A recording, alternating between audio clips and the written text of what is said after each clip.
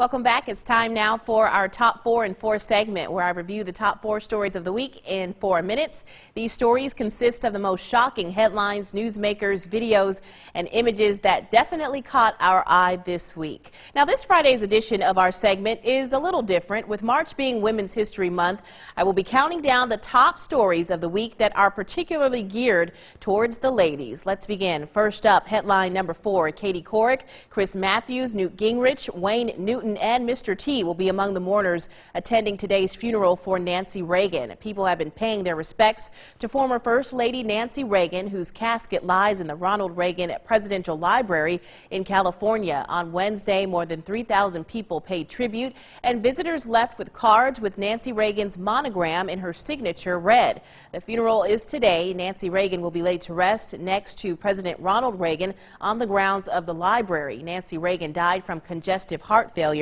this past Sunday. Coming in at headline number 3, former Republican presidential hopeful Carly Fiorina says she's endorsing Texas Senator Ted Cruz for president.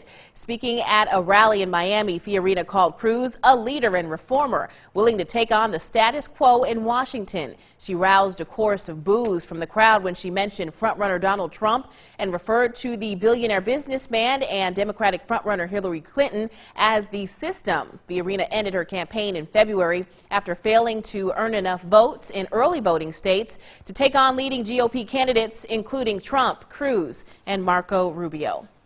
Well, women, if you are single and ready to mingle, headline number 2 is right up your alley, but you may want to throw out the rules of courtship, because a new study done by OkCupid found that women who make the first move on online dating sites are more likely to find a handsome man and find love. OkCupid is a popular dating app similar to Tinder and Bumble. The company studied 70,000 users who logged in at least 3 times within the same month.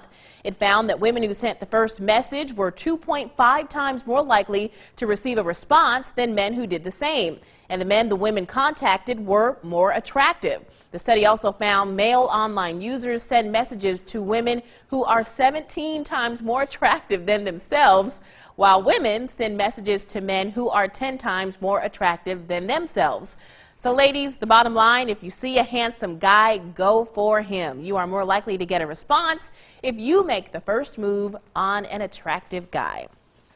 Well, coming in at headline number 1, the broad look at the gender pay gap. The disparity has grown smaller over the decades, but with progress stalled, women are looking for innovative ways to close the pay gap, that according to CBS News.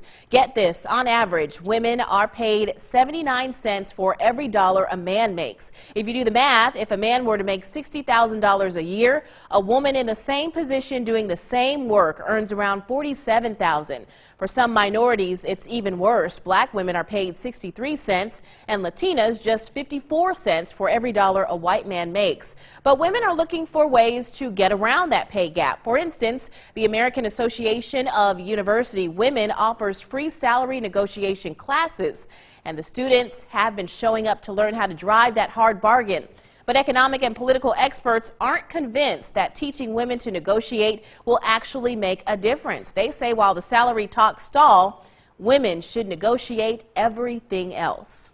Now be sure to join me next Friday. I'll be stacking up a new list of interesting stories and headlines of the week that will certainly grab your attention, and that, my friends, is non-negotiable. We'll be right back after this.